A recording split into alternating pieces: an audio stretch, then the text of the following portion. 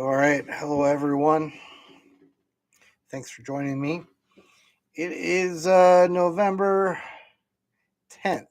It's a Sunday, and things are getting crazy out there. I am almost speechless because I'm never actually speechless, but there's so much going on. It's hard to pick a starting point.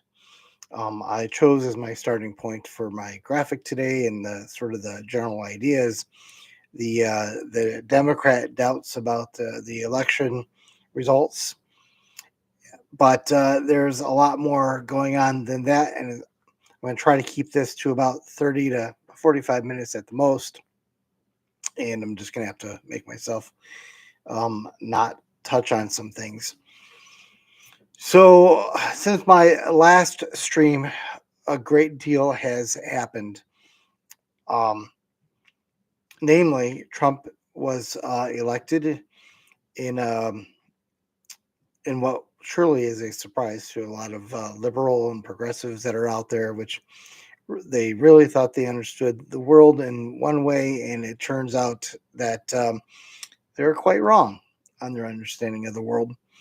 Um, Trump took all the swing states, which has really shocked them. And what really blows their mind is that he seems to have taken the uh, the the popular vote as well. Now, of course, the popular vote doesn't really mean anything. Um, they portray it as meaning something, but not to get into the weeds too much on it. But because we have the electoral college, it distorts the validity of reading too much into that number.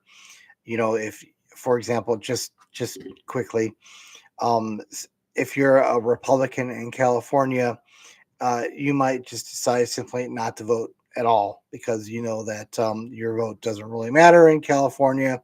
You're not going to really change anything, and so when the figures come out of California, you might say, "Oh, wow, look at all these people voting for Democrats."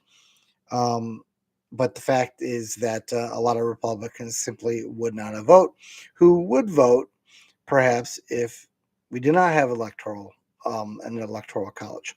So whatever. Nonetheless, the popular vote is something that a lot of people look at, and the Republicans are using this to their advantage. But it doesn't really seem to matter whether that Trump did so well in the national popular vote or captured all the swing states by a large margin. That throughout the country, there are places that went for Trump in larger numbers than anyone expected. In other words, even in blue areas, the trend was towards Trump, and Hispanics voted for Trump. More blacks than normal voted for Trump. White women, I believe, last I saw, the majority went for Trump, like 52% or something. So this is something that the left just isn't prepared for. So I'm gonna come back to that, and I'll talk more about what's happening with that as I see it. But um, one of the things that concerns me most of all is what's going to happen on the international stage,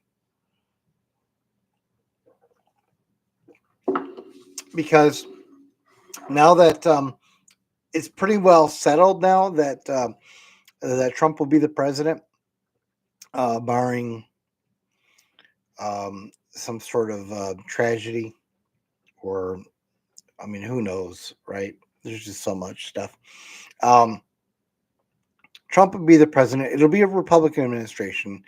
If Trump's not the president, it'll be Vance, and he's most likely carried the same kind of thing. So you're going to see what we might call Trumpian policies, one way or the other.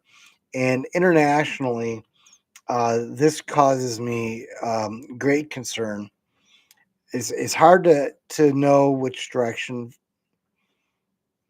things will go because let's remember for the next 10 weeks, Joe Biden occupies the White House. And so there is this window of opportunity for global actors to take advantage of a weak presidency, which has really been rocked by this last election.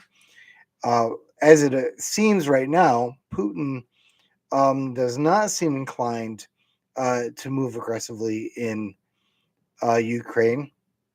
And I did see that Trump had asked Putin not to move aggressively there, but Putin might decide that the next 3 months are the moment. It's the time to gain as much advantage as he possibly can before Trump comes in, because when Trump comes in, no matter what he signaled now, he's going to come in with his own thoughts, and he's gonna shake the cage. He's gonna rattle it. And even though people on the left in particular have made a lot of comments about Trump and Putin being in colluding or whatever, most of that has just absolutely been debunked. And people forget that one of the things that Trump did when he was president very early on, he actually bombed a Russian airfield and killed a bunch of Russian soldiers. So the idea that Putin and Trump are tight, and you can pretty much, and Putin can assume that Trump's going to behave a certain way towards him. That's just rubbish. That's just stupid. So Putin might try to seize whatever kind of an advantage that he can get um, before Trump comes into office. And the same is true in Israel and Iran. Um, there seem to be signals in that region that all the parties are sort of resizing their expectations and changing. Um, Maybe they're just evaluating their options. Uh, but again, they also might say that now's the time. Now's the time to push it. So just hypothetically, um, uh, Israel might go for the throat in Iran. This is one of the things that concerns me a great deal, is that Israel might assassinate um, some high official um, in Iran. Could happen, right? This is what they've signaled that is on the table, and Israel might say, you know what, it's just the time to do it. Meanwhile, Trump might be thinking, I don't really think that World War III is in America's best interest, but it could be in Israel's interest to force the United States um, into a posture of aggression. And then, of course, there's China and Taiwan. Boy, uh, if I'm China right now, I'm asking myself, can I do a military invasion of Taiwan in just 2 months? Could I pull that off? Because they had a very bad experience with Trump. Trump put them on the rocks. They've been pretty much able to get away with anything that they've wanted with Biden, without having to go to war. Um, they've managed to put the pressure on Taiwan, and I'm not saying that Biden actually did a fairly decent job of. Well, I don't know if I want to say Biden. The Pentagon, which is currently part of Biden's administration, did a pretty good job of pushing back on Chinese aggression around Taiwan. We deployed some fleet there. We had some um, freedom of navigation runs there that helped hold the line. Uh, but for the most part, China's been able to continue to build its forces and prepare for a confrontation there. And if China is thinking that they want Taiwan, that they might be thinking this is the moment. This is their last chance. So that has me greatly concerned. Meanwhile, um, we have something else developing here. Yeah, so just as if things weren't bad enough, North Korea sent troops into Russia to help in Ukraine, and this has a lot of there's a lot of things about this that doesn't bode well. But I'm just gonna leave it at one observation. Like one of the things that I think Russia discovered when they invaded Ukraine was that their forces were not nearly as equipped and adequate and prepared as they thought. The Ukraine, uh, even before they received a lot of our military assets, did a reasonably good job of pushing back against the Russian soldiers and the Russian military, we'll say. And Russia thought it had a great warrior force, and turned out it wasn't nearly as good as they hoped.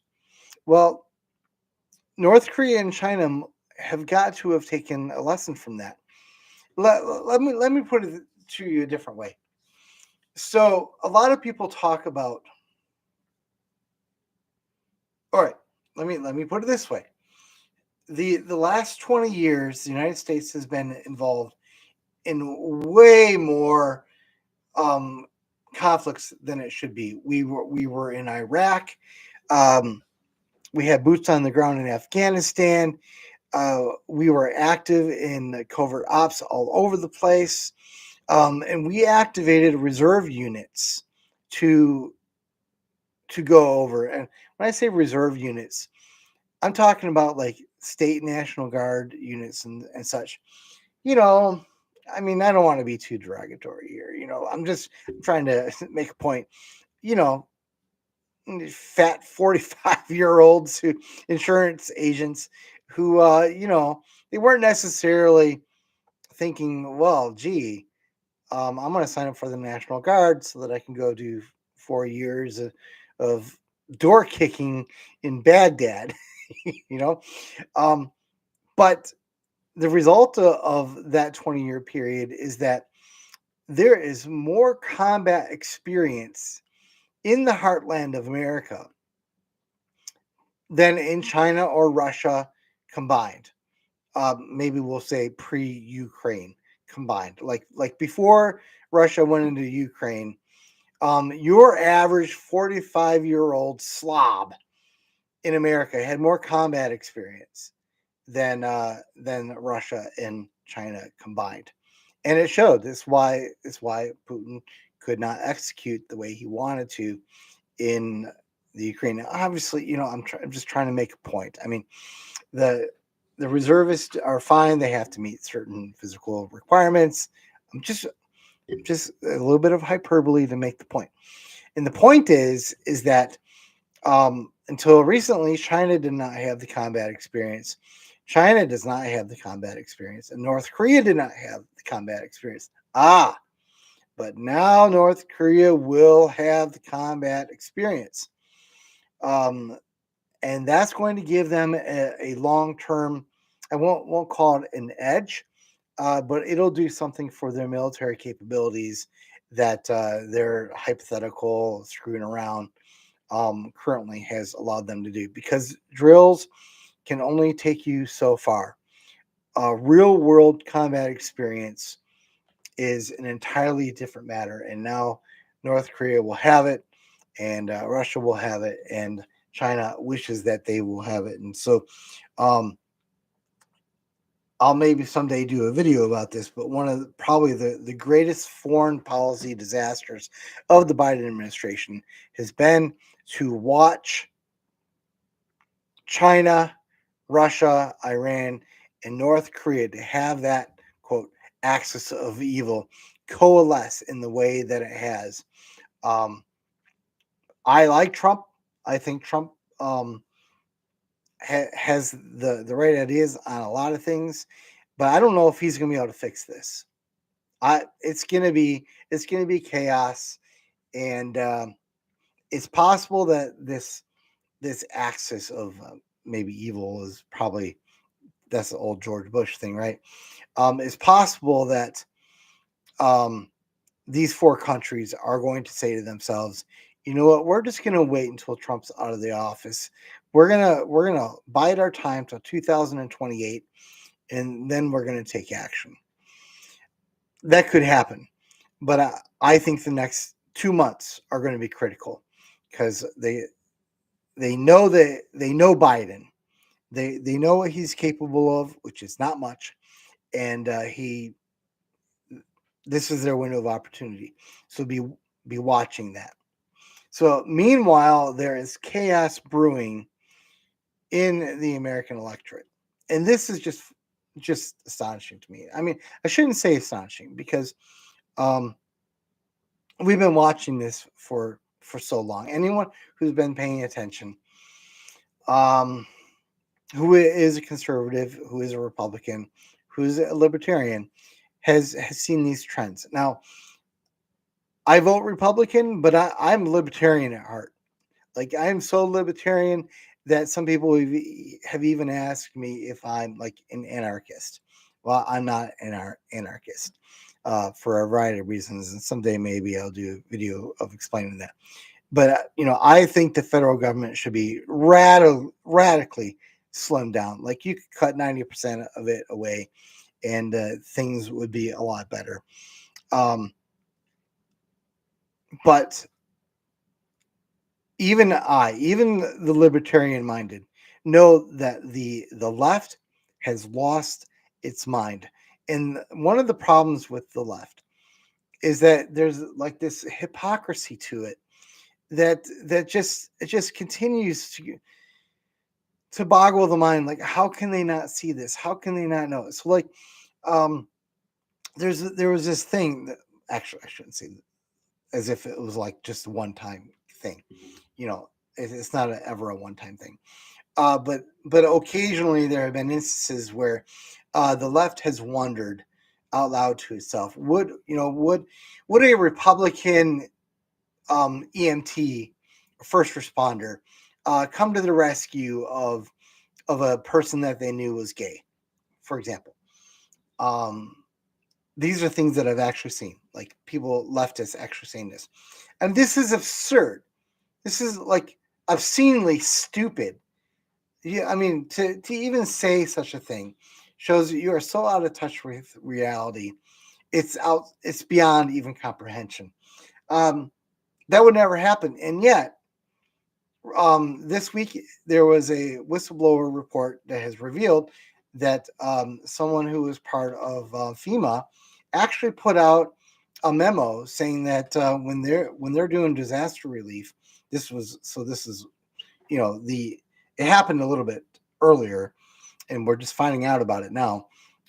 They actually told disaster relief people to skip over the yards that had Trump signs, to not try to go and rescue the people who might be in those houses. So, in other words, the left does the things they accuse the right of doing. And it doesn't matter if you're conservative, Republican, or libertarian. We all kind of see this, which is why um, Trump was able to put together the coalition that he did with RFK and Tulsi Gabbard. Um, it has not been a uniformly right movement, but one of the if we could kind of like bring out one really concrete example of where the left has just really gone nuts over the last few years is calling the 2020 election, the J6 thing, an insurrection. And just briefly, there's no way on earth that you can consider the J6 insurrection an insurrection, because nobody is going to try to mount an insurrection without guns. Bottom line. And the only people with guns during the J6 of 2020 was the federal government. and they actually shot and killed somebody in the Capitol, and they're the only other people to have died during that were people who died sort of incidentally, no way connected, just and even then just like a couple. Worst insurrection ever. Trust me, friends. If conservatives ever decide to do an insurrection, you're gonna know it. Okay, but the left and the mainstream media push that over and over and over again, and they still believe it. And they denounced election deniers with every breath they had, and they tried to shame people. It was just ridiculous what they did, and they continue to do it. And now, wouldn't you believe that? You'll never believe it. Today, guess what? The left is denying the results of the 2024 election. So I have a sampling of things to look at here.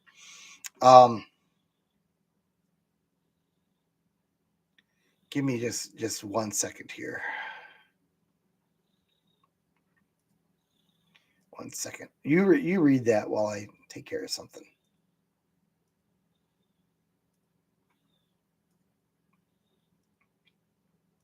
Just take me a second.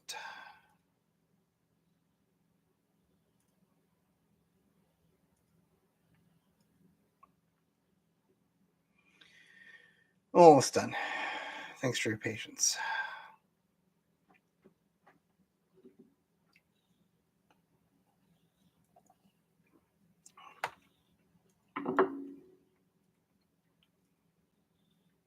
All right. Okay, I'm back. Now I'm just moving back to the tab that has this stream. Where are you? Here we are. Sorry about that. Okay. So what I pulled like four posts from X that there's like 4,000, right? This is just a sampling of liberals or whatever. So here's the current conspiracy, shall we say? Call it a conspiracy. 700 Starlink satellites have been taken out of orbit. 13.7 million votes missing, and there's most of our swing states in the list. You know, I mean, I don't care about they say this. What I'm really kind of getting at here is twofold. One, isn't it rich that these people who denounced everyone for challenging the results of the 2020 election now get to willy-nilly challenge the 2024 election? The hypocrisy of these people is vile and disgusting. Just disgusting.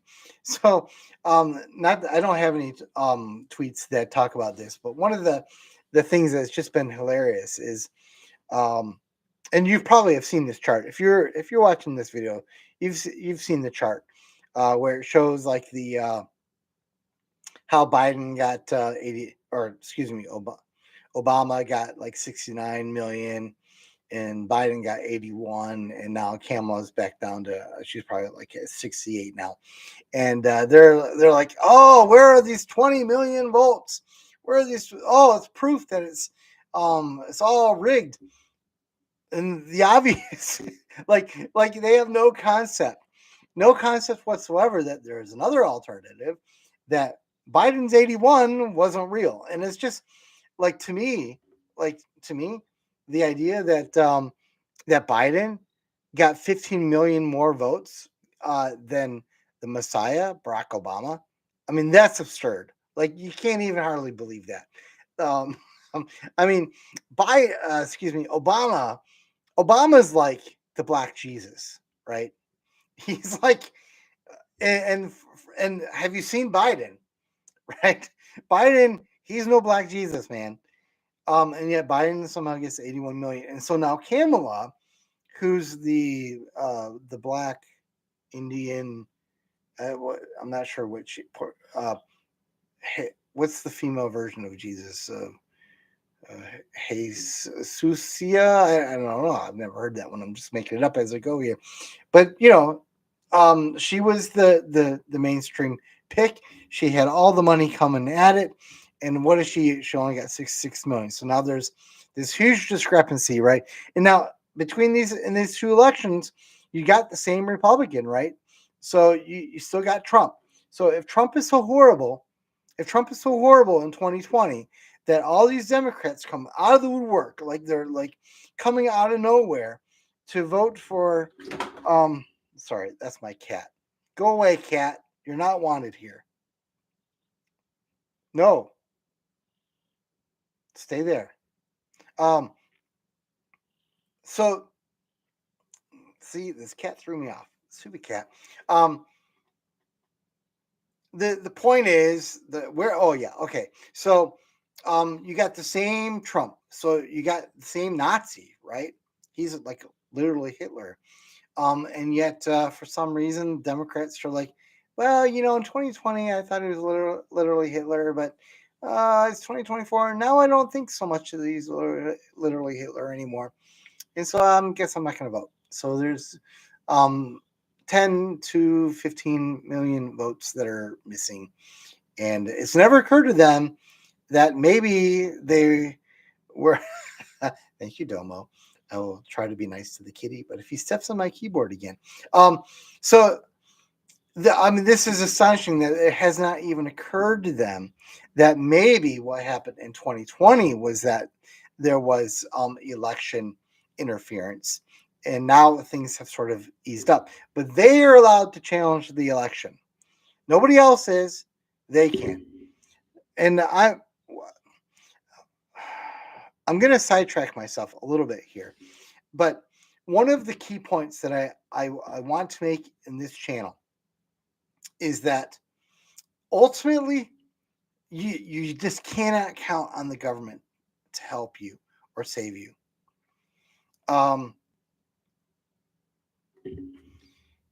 Is it whether it's a Republican or a Democrat or Libertarian? I mean, you've got to be prepared to pull your own weight. So as much as pull your own weight. Let me rephrase that. To react in a way to current events so that you don't die. That's what we'll say. Okay. And so even though I view with radical disdain the way that leftists are challenging this election, like the hypocrisy of it, be that as it may, the more important point is you should be ready in your daily life, in your prepared life, for the possibility that when this next January 6th comes, there's just going to be chaos. And you don't want to be caught by surprise by that. So I'm trying to bring you information that probably, again, if you're watching this, you probably have already seen it, but just in case, we need to be ready for the possibility that January 6th, 2025 comes and the left shows up in Washington, D.C., and they do bring guns. And if you don't understand that reference, because you're late coming to the stream, you might need to rewind it later. So here's just another example out of the 4,000 that I could give. They're shocked that the Democrats are voting for they voted for the Senate or the governor, yet they chose Trump. And there's an irony to this, right? It goes the other way. So like in Wisconsin and I think Michigan, Arizona, where Trump was president because voted for president, they're the swing votes, but somehow the Republicans lost the Senate. So like their whole notion here, their whole question, like how suspicious this is, like you could flip it. You could swap it around and it still works, right? So like yeah, it's weird that that people of Arizona would vote for Trump, but then vote for the other guy. Was it Guillermo or something? For the Democrat, and that could be, if you wanted to say, evidence that the Republicans have put their thumb on the scale for Trump, or it could mean that somehow in the course of that, the Democrats put their thumb on the Senate races. Could be, right? We know that in Wisconsin, for example, in the middle of the night, again, um, tens of thousands of absentee votes showed up, and they went predominantly for um, Baldwin in Wisconsin. So Trump won. He was winning. Hovde was winning, and then there was a late night ballot dump in Milwaukee, and now Hovde is not winning.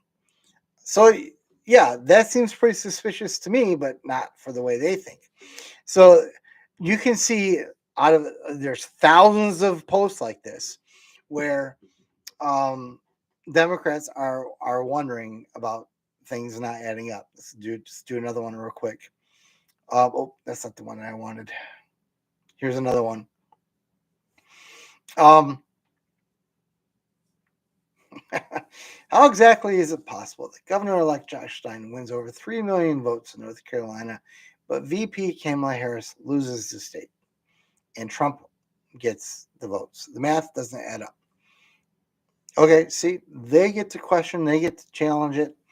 You got a guy saying, NC regularly splits the ticket, blah, blah, blah. Yeah. So there are, to me, there are explanations for this. This is not quite as confusing as they make it out. But what I'm really trying to call attention to here is this growing movement among the liberals to, I shouldn't call them liberals. They don't even deserve the term. The leftists will call them. They just cannot believe these election results. They just can't, right? And meanwhile, we have, now I'll go back to this, numerous stories like this one.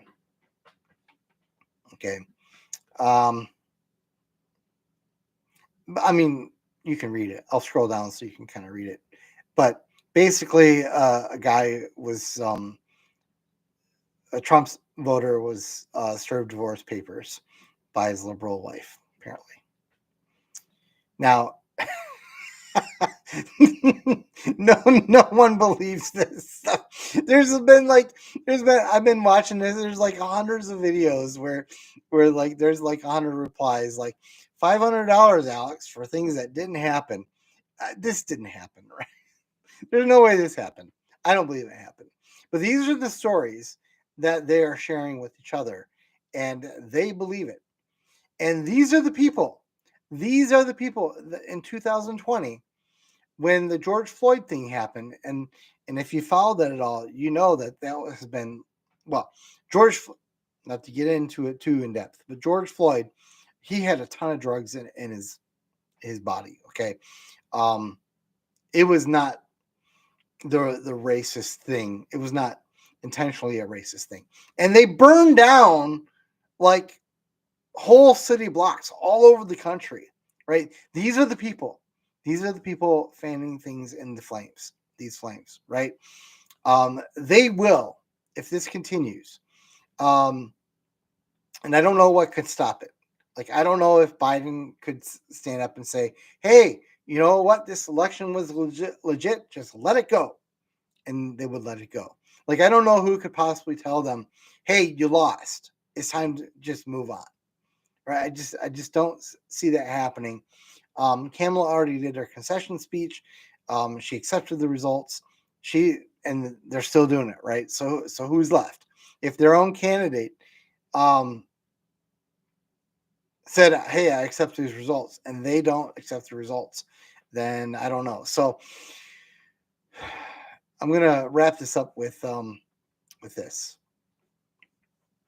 So this is I believe a conservative talking about people stealing elections and hoping that justice will be done. Okay. And this person has 302,000 followers. Okay. So here's the thing. While the left is undermining the elections, the right also doesn't trust the elections. They believe, especially in Arizona right now, they believe that Carrie Lake is having the election stolen from her right now as we speak. Oops, I wanted to. Maybe I'll come back to those. And so here's where things are. Here's why we have this problem.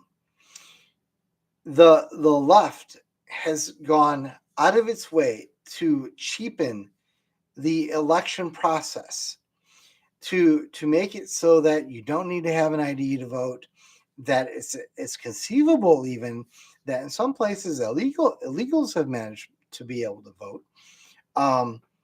They have pushed back against any attempt to restore the integrity of the election process. They have made absentee ballots ubiquitous, early voting ubiquitous. There's been and of course, right, and no more paper ballots, right? So the things, this is what happens. This is the result. Nobody's trusting the election. Nobody's believing the election, and we're going to end up in a civil war because these people cannot bring themselves to say, you know what we should do. We should have same day voting. We should use paper ballots. We should require people to prove who they are, and those people should definitely, absolutely be American citizens. That's the solution. And nobody really wants to do that. Republicans are not going to do that. Republicans are not crying out for it because they won this time, right? So they don't really have a pressure to do it, and the Democrats, I don't think that they're going to want to do it.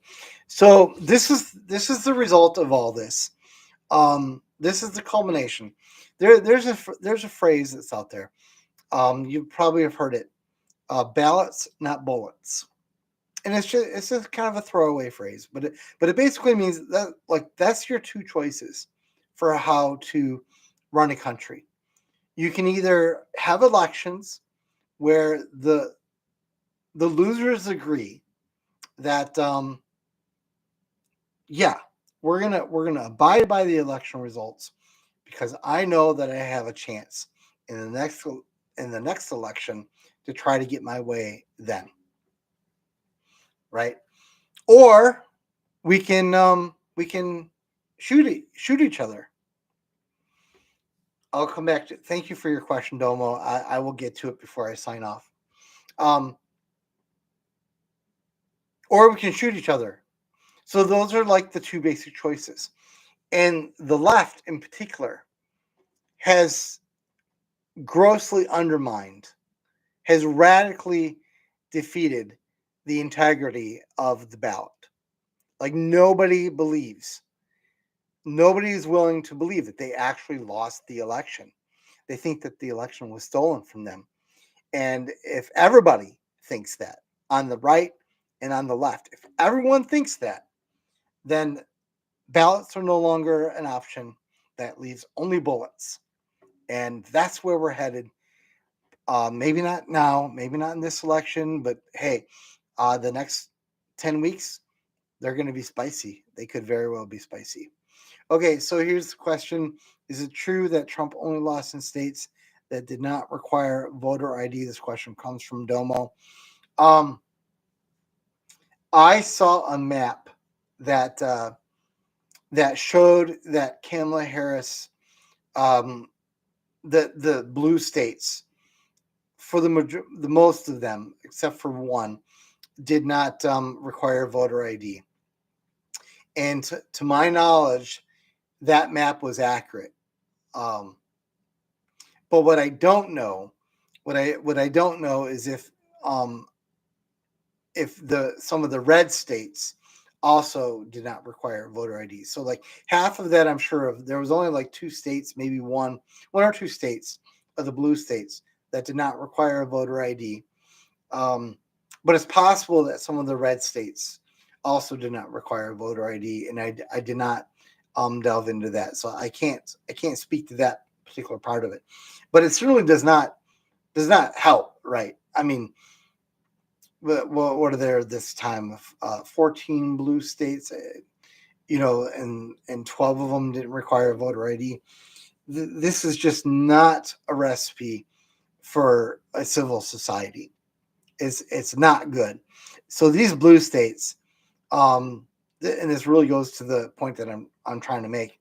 Like, if we do not return to a system where people can trust the election results, there's going to be a chaos. There's going to be a civil war in America that nobody wants, and the people who need to agree with that right now is the left. Like the right, they're all for it. They're like, bring back the paper ballots, bring back same day voting, bring back photo ID.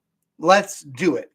And the ones who still don't want to do it are the left, and it's the very thing that's killing it. So we've got 10 weeks. We'll see what happens. You know, I promised to only do like 45 minutes here at the most. So I guess I'm not going to I really shouldn't go into it too much more. But basically, election integrity it's not a right left issue. It's a civil society issue, and by civil I mean like civil, like we're not shooting each other. And until we return to that, there's definitely going to be some problems. But yeah, I'm just going to cut myself off. So thank you for watching this. I don't have a whole lot of viewers yet. Hey, I'll talk about that some other time, but I have a busy life. I am preparing for the end of the world that all of you should be preparing for as well. But one of the reasons why I do not do a whole lot on YouTube is because I fully expect to be censored. So there's a link to my Telegram channel in the description, and there's a link to my X account. I will be much more forthcoming and honest about what I really believe in the Telegram channel, and a little bit more on X. And I feel like I have to sort of hold my tongue a little bit here on YouTube. And that's just the way it is. So thanks for watching. Follow me on Telegram. The link is in the description. Are there any other questions? Domo probably is just you at this point. I'll give 5 seconds to type your question. While you're thinking about that, I yelled at my cat earlier. Well, my cat walked on my keyboard on my laptop, and now it doesn't start. It just goes into the BIOS menu, and I can't get it out. So I'm really mad at the cat right now, and you can't make me not mad at my cat. Thanks for watching. I'll be around. See you on Telegram. Thanks, folks. Have a good night.